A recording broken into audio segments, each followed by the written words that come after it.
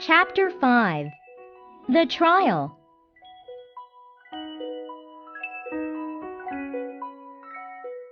When Alice and the Griffin arrived at the court, the King and Queen of Hearts were already there.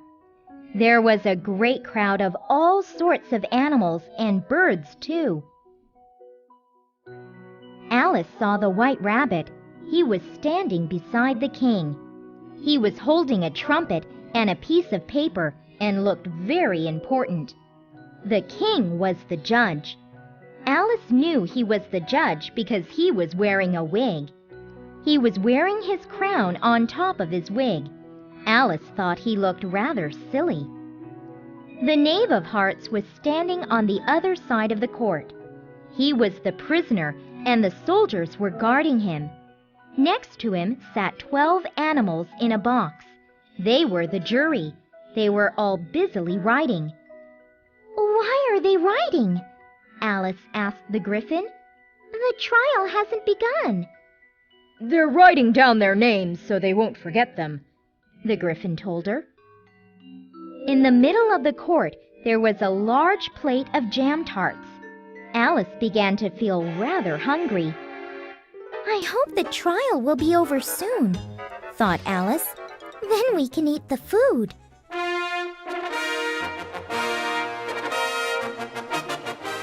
Suddenly, the rabbit blew on his trumpet. There was silence in the court.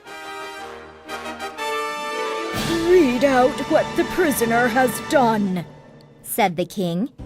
The rabbit looked at his piece of paper and read, "The Queen of Hearts, she made some tarts, all on a summer day.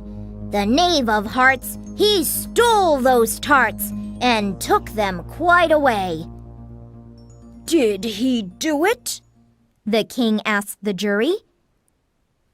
"Not yet," said the rabbit. "We must ask a lot of questions first." Alice sat down and listened. The White Rabbit had a list, and he read out people's names. Then the King asked them questions.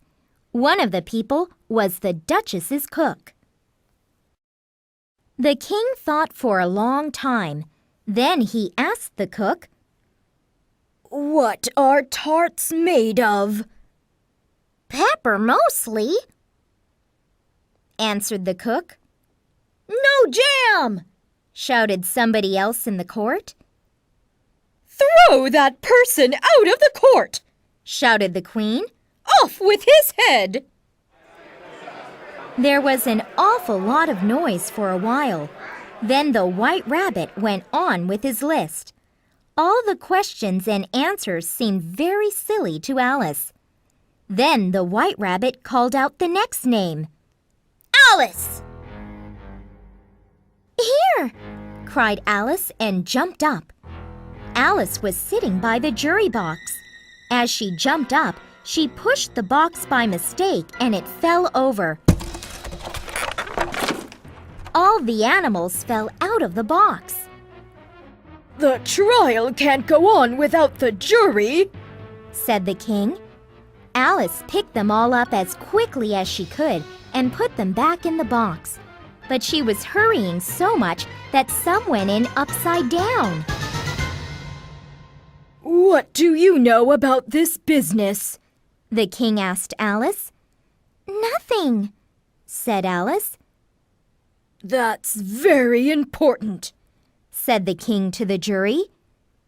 "You mean unimportant," said the White Rabbit very politely. "Yes, of course," said the King. The animals of the jury wrote it down, but nobody asked Alice any more questions. The trial began to bore her.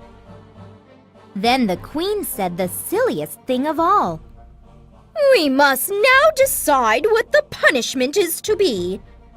"But did the knave steal the tarts?" said the King. "The jury must decide first." "No," said the Queen.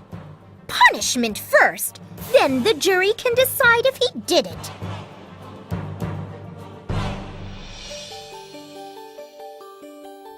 Alice couldn't keep quiet any longer. She was so angry that she quite forgot to be polite. She jumped up and shouted, "That's silly! You can't have the punishment first!" Everyone in the court looked at her. "Off with her head!" shouted the angry queen. "I'm not afraid of you," said Alice. "You're only a pack of playing cards." As Alice spoke, all the playing cards rose together into the air and flew down onto her. She tried to beat them off. Alice found she was lying in the garden under the tree. Her sister was brushing some leaves off Alice's face. "Wake up, Alice," said her sister. "You've been asleep a long time."